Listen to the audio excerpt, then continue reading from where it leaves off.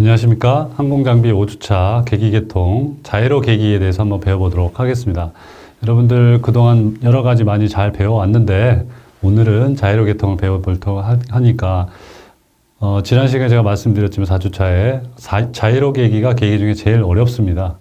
여러분들 자이로 쉽게 얘기하면 팽이라고 보면 되겠는데 이 자이로 계기에 대해서 잘 배워보도록 하겠습니다. 잘 따라와 주시기 바라겠습니다. 오늘도 역시 마찬가지 계기의 종류와 작동 원리에 대해서 이해를 하시고요.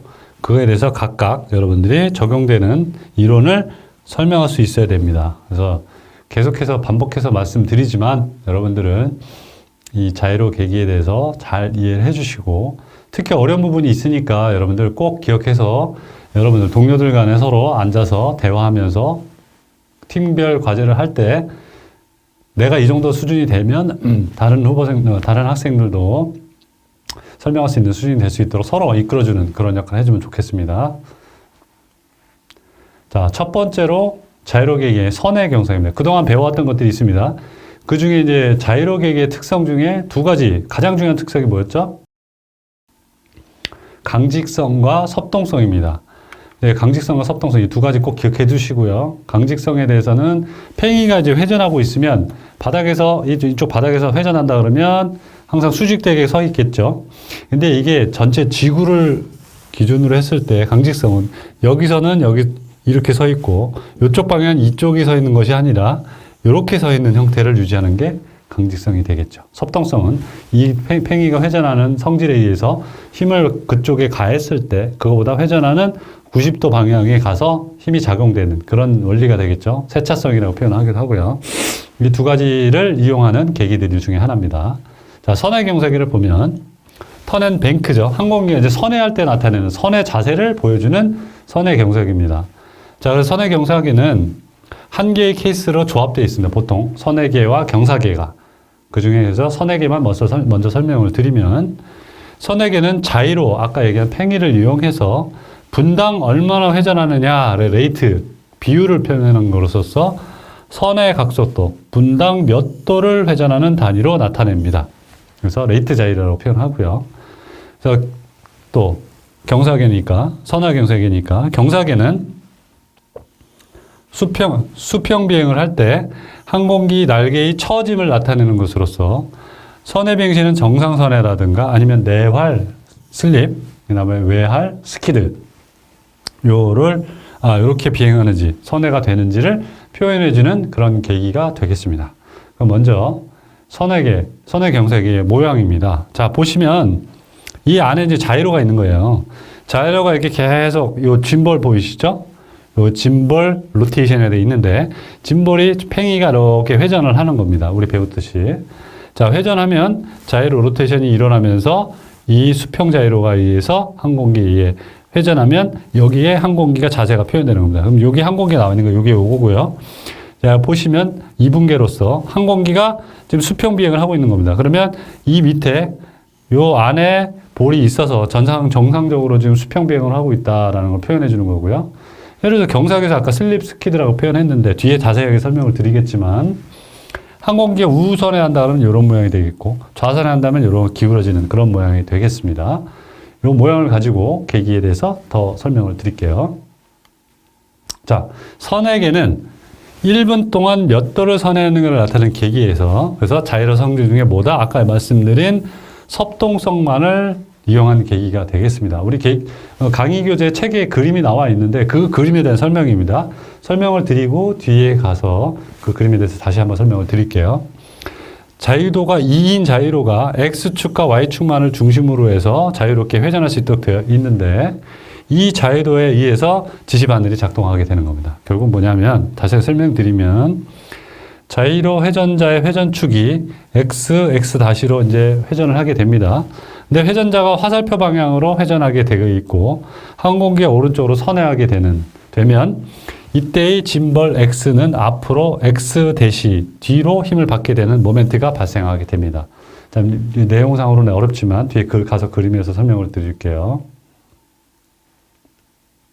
그래서 이 모멘트는 회전자의 앞쪽을 왼쪽에서 힘을 가한 쪽과 같은 효과를 가지게 되므로 회전자의 섭동은 회전자의 회전 방향이 90도 전진한 회전자 축 X는 위로 올라가고 X' 아래로 내려가는 그런 오른쪽으로 기울어지는 결국 그런 모양이 되는데, 자, 이 기울어짐은 포크와 핀을 거쳐서 지시 바늘을 선의 방향인 오른쪽으로 움직이게 해주는 그런 형태가 되겠습니다.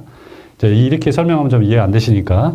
자, 이때 중립 스프링이 늘어나면 X축과 Y축에 X-축에 스프링이 연결되어 있습니다. 이때 스프링의 장력은 바늘이 움직임과 균형되게 해서 항공기 선회가 끝난 다음에는 자유로 회전차 중립을 중립으로 다시 되돌아오도록 하는 역할을 해줍니다. 그래서 선의 각속도, 분당 몇 도를 나타내는 자이로로서 아까 말씀드린 레이트 자이로라고 표현을 하게 됩니다. 자, 그림을 보고 다시 설명을 드리면, 자, 여기 그림 먼저 보시죠. 자, 여기 그림에서 항공기가 왼쪽에서 오른쪽으로 선회를 하게 됩니다. 그죠? 그러면 X축, Y축, X-축으로 이렇게 수평으로 선회를 하는 지금 방향이 되겠는데, 현재 안에 있는 이 짐벌이 이렇게 회전하고 있습니다. 계속 회전하고 있는 겁니다. 자, 우리 팽이처럼. 자, 회전하고 있으면 아까 섭동성이 뭐라 그랬어요? 우리가 배운 대로 X축에서 Y축으로 방향을 해서 여기다가 이렇게 힘을 주는 거잖아요. 그럼 이렇게 회전을 하는 거잖아요. 그죠? 근데 섭동성은 여기다 힘을 주면 실제 방향은 90도가 여기서 이 축에서 90도 전진한 이 Z축 방향으로 힘이 방향을 받겠죠. 그렇죠? 그래서 결국 여기를 누르게 되는 현상이 일어납니다. 그럼 어떻게 됩니까? 아까 말씀드렸듯이 X축이 올라가고 X-축이 내려가는 그런 현상이 일어나겠죠. 그래서 결국 올라가고 내려가니까 이 바늘, 포인터가 어떻게 됩니까? 우측으로 경사지게 되는 그런 모양이 되는 것이죠. 자, 이해되시죠? 이게 섭동성입니다. 자, 그 또 하나. 아까 여기 스프링이 달려있다고 했잖아요. 스프링이. 그래서 이렇게 기울어졌다가 항공기가 선회돼서 원위치가 되면 이 힘이 여기에 작용했던 힘이 또 빠지게 되잖아요. 힘이 빠지면 자동으로 이 스프링에 의해서 다시 원위치되는 그런 형태가 되겠습니다. 이게 뭐다? 선회계가 되겠습니다. 자, 크게 어려운 거 없죠? 자, 그 다음에 오른쪽 계기는 이 선회경사계를 나타내는 2분계, 2미닛하고 4분계가 되겠습니다. 그건 뭐냐? 자, 뒤에 2분계는 전체 바늘이 한 바늘 움직이면, 그러니까 쉽게 말하면 360도를 두 번으로 나누는 거고, 4분계는 4개로 나누는 겁니다. 그래서 한 바늘포를 움직이면 360도를 두 개로 나눴으니까 한 바늘 움직이면 반, 180도를 선회하는 각속도가 나타나는 것이고, 두 바늘포가 움직이면 360도 다돈, 분당 360도 회전하는 것이 되겠죠. 그 다음에 4분계는 가스터빈 항공기에서 많이 사용되는 겁니다. 이 중에, 그래서 한 바늘폭이 360도를 4개로 나눴으니까 어떻게 돼요? 90도. 한 바늘이 움직이면 90도가 선회되는, 두 바늘이 움직이면 180도가 선회되는 그런 형태의 2분계, 4분계가 되겠습니다. 어려운 거 없죠? 자, 그 다음에 경사계입니다. 경사계는 정상 비행 시에는 항공기 경사도를 나타내고요. 그 다음에 선회 비행 시에는 항공기가 선회하는 방향이 정상적으로 좀 선회하고 있는지 없는지를 나타내는 겁니다. 여러분들 요거를 정상선회 하는지를 쉽게 알려면 실제 민항기를 탈 때 여러분들 요 물 있지 않습니까? 물? 경사를 주면 실제 항공기에서 경사가 똑바로 해서 정상선회가 안 되면 이렇게 기울어집니다. 선회하면 경사지겠죠. 근데 이렇게 되지만 실제 비행기 안에서는 이걸 못 느낍니다. 선회하더라도 항공기는 항상 이렇게 항공기 안에서는 물이 이렇게 수평되게 지금 나타납니다. 그게 중력이 정확하게 중심으로 무게중심을 맞춰서 선회하고 있다라는 정상선회를 하고 있다는 것을 보여주기 위해서 보여주는 겁니다. 자, 이해해 주시고 나중에 비행할 때 한번 항공기 탑승할 때 한번 보십시오. 자, 경사계는 그래서 구부러진 유리판 안에 아까 볼이 있었죠? 그걸 나타내는 겁니다. 케로신과 강철 볼을 그 안에 넣습니다. 강철 볼이 있다 보니까 댐핑, 충격 흡수 역할을 해야 되기 때문에 케로신을 해서 충분한 점성이 있어야 됩니다. 케로신은 뭐였죠, 우리? 등유라 그러죠, 등유. 항공기, 가스터빈이 항공기 연료의 기본 베이스가 되기도 하고요. 그 다음에 지상에서 사용되는 것들은 어디서 사용되냐? 등유, 보일러 기름이 되겠습니다. 그래서 케로신, 강철을 사용합니다. 그 다음에 이 유리관은 수평 위치에서 가장 이런 모양이 됐었죠. 아까 이렇게. 그리고 볼이 여기 있었고요. 그래서 수평 위치에서 가장 낮은 지점 중앙에 오도록 해서 구부러져 있다라는 것이죠. 그럼 이쪽으로 가면 우측으로 선회할 때 이쪽으로 가면 슬립, 이쪽으로 가면 자동으로 넘어가네요. 이쪽으로 가면 스키드 이렇게 되는 거죠. 그래서 볼이 중앙에 있으면 항공기는 수평 비행 중이라고 나타날 수 있고요.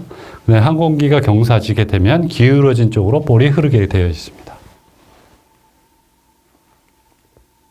자, 그러나 항공기가 선회할 때 발생하는 원심력과 중력 균형을 이루면, 즉 정상선회를 할 때는 볼이 중앙이 계속 있게 됩니다. 아까 말씀드렸듯이 그게 중앙으로 오지 않을 경우에는 문제가 생기겠죠. 항공에 밀리거나 안 밀리거나 이런 거죠.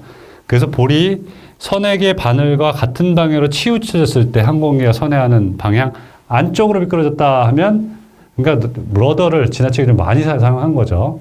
이 방향키를 너무 많이 사용했을 때는 슬립, 내활 선회다라고 표현하고요.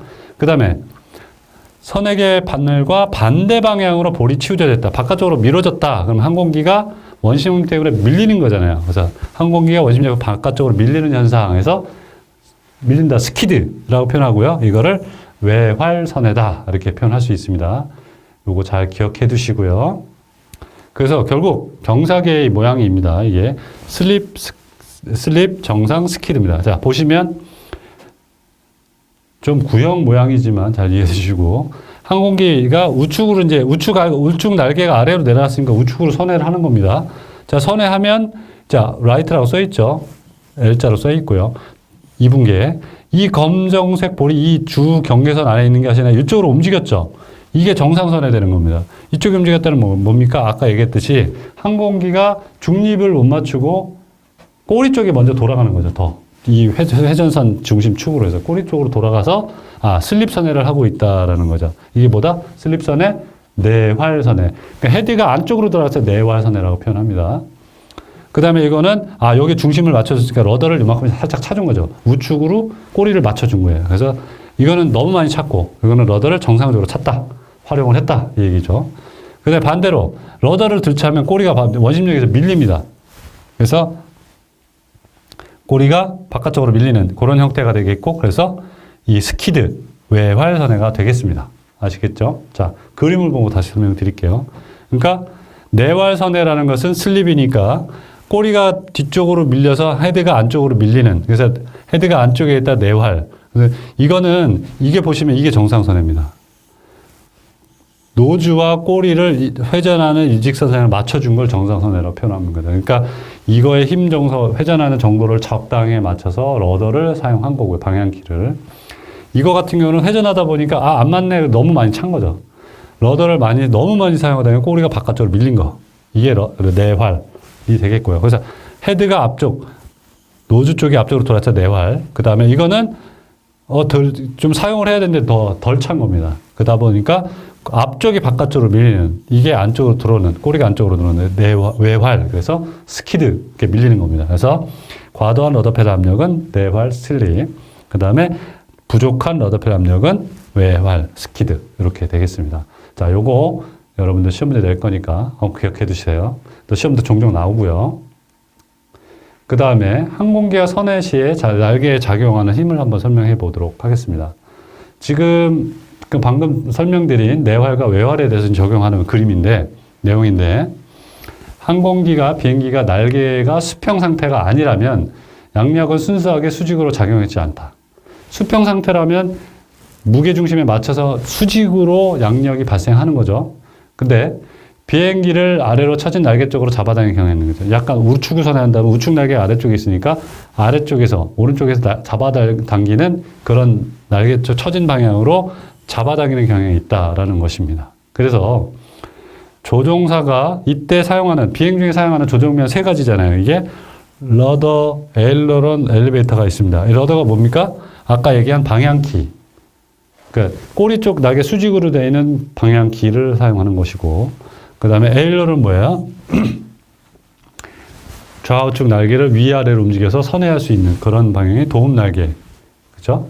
그 다음에 엘리베이터는 승강키에서 위아래, 노즐을 앞쪽으로 들었다 내렸다 해줄 수 있는 승강키 세 가지가 있습니다. 이것을 이용해서 조화된 비행을 하는데, 이때 뱅크, 선회하는 거죠. 선회졌다 해서 뱅크 졌다고 표현을 하는데, 양력의 수평 성분을 얻게 됩니다. 이때 비행기는 선회하게 되는 것이죠.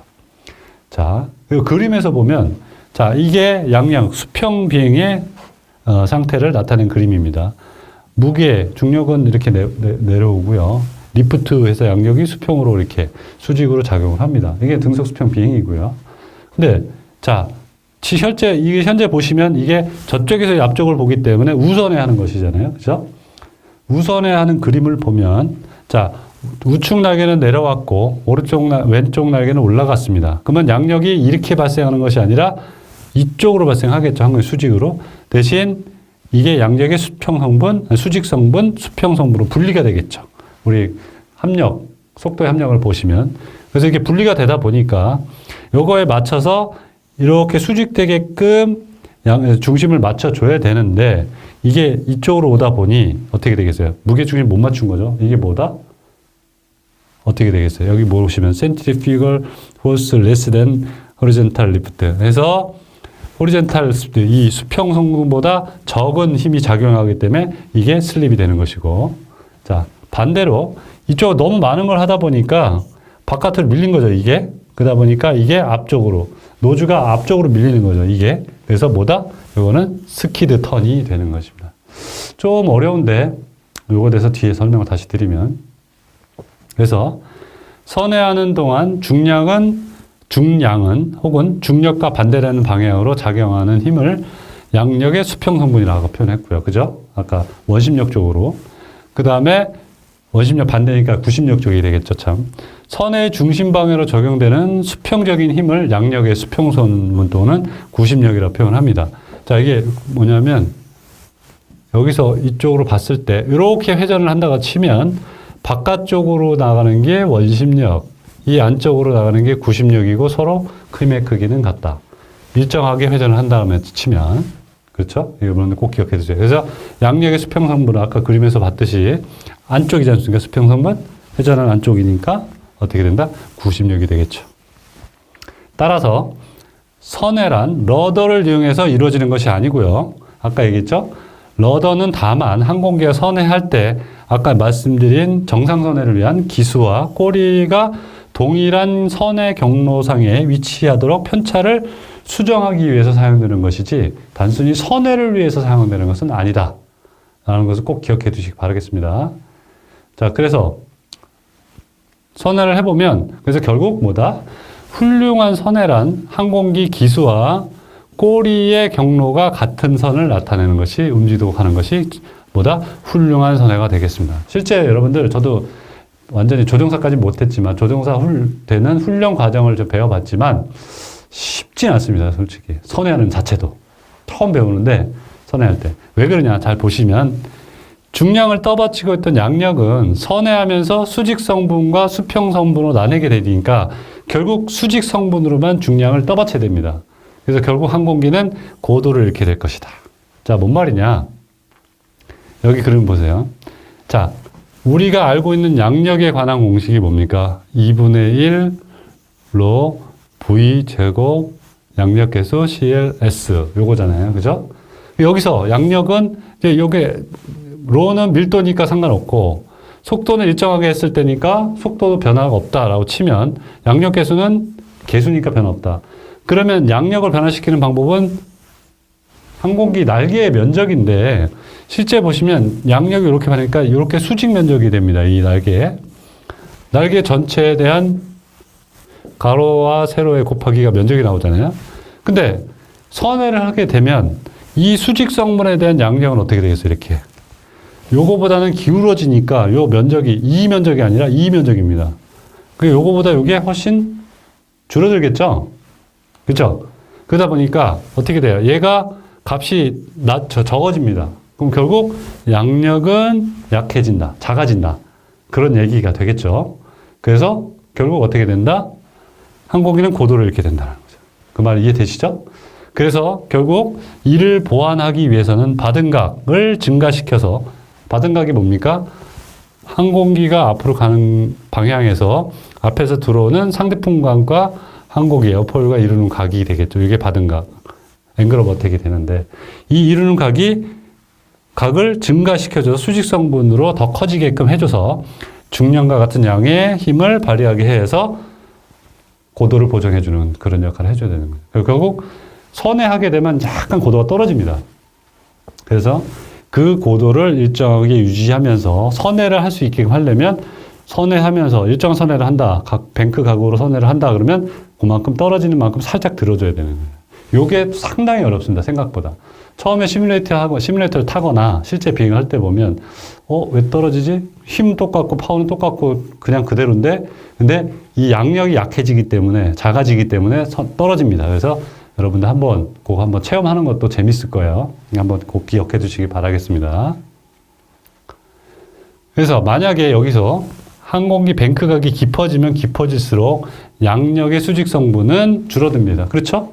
그래서 결국 고도를 유지하기 위해서 아까 얘기한 바등각은 더 커져야 됩니다. 그래서 그러나 바등각이 또 너무 많이 커지게 되면 에어폴에 있는 유도 항력이 커지게 되므로 속도는 또 감소하게 됩니다. 그럼 어떻게 돼? 결국 파워를 또 다시 늘려야 되는 그런 영향을 미칠 수도 있죠. 여러분들 에어폴이 우리 기체에서도 배웠고 그다음에 항공 역학에서도 배웠는데 에어폴이 뭡니까? 항공의 날개의 단면이 되겠죠. 자, 날개 단면에서 바등각이라는 것은 바람이 이렇게 불어온다 그러면 실제 바람이 들어오는 방향과 이 바등각, 이 시위선, 코드라 그러죠. 코드라 그러는데 이 시위선 다시 이게 에어폴이 이런 모양이면 이렇게 됐다고 치면요. 보통 날개는 이렇게 살짝 들린 상태로 설계가 되니까 이렇게 상대편이 불어오고 이렇게 시위선 코드라고 표현합니다. 이 시위선과 이루는 이 각이 바등각이 됩니다. 그래서 바등각이 요 모양이 에어폴이 되잖아요. 그죠? 기억나시죠? 다시 한번 리마인드를 위해서 설명을 드린 겁니다. 그러면 이 유도 항력이라는 것은 상대풍에 의해서 실제 이 바등각보다 유도 항력이 생기면서 더 적게 되는 바등각이 적게 되겠죠. 눌려지니까.